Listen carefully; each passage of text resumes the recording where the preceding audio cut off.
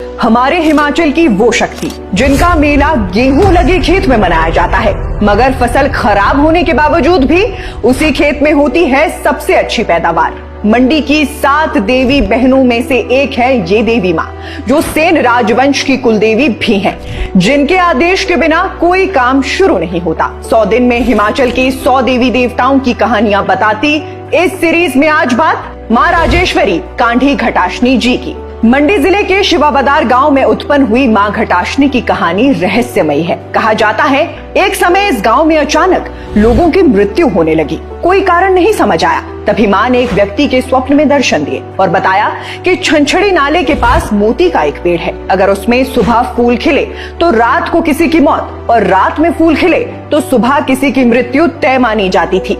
मां ने उपाय भी बताया, अगर ठीक 60 लोग एक साथ मिलकर उस पेड़ को उखाड़े तभी ये संकट टलेगा। लोगों ने आज्ञा मानी। पेड़ उखाड़ते ही एक व्यक्ति में देवी शक्ति प्रकट हुई और मां ने कांढी नामक स्थान पर अपनी पिंडी होने का संकेत दिया।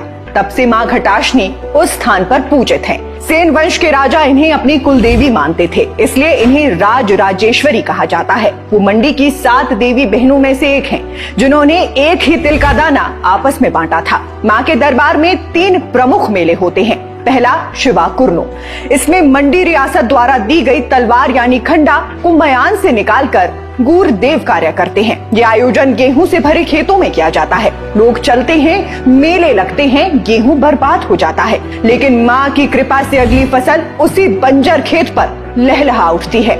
दूसरा मेला आषाढ़ महीने में होता है। एक अशुभ पौधे को उखाड़कर नाचते गाते गालियां देते हुए उसी नाले में फेंका जाता है जहां कभी मोती का पेड़ था। तीसरा मेला अश्विनी माह की पूर्णिमा के बाद मनाया जाता है, जब मां रथ पर सवार होकर गांव के हर घर जाती हैं। लोग अखरोट और फूलों से उनका स्वागत करते हैं और मन्नतें मांगते हैं।